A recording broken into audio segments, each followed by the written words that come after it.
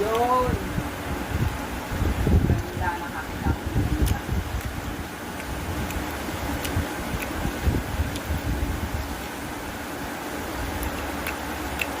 Sarap makainin na.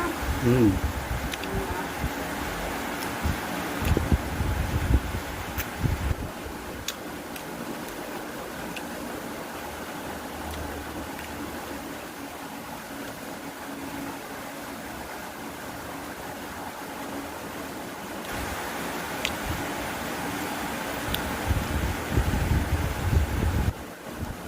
Naalala ko nanay ko. Tagmangga. Huwag na lang ito ng dalang ko nakagandang mangga. Kain na yun. Kain mo yung aking ipin. Lagi nakababad sa garapon eh. Pag nasa bahay ka. Hmm. Yung aking ipin.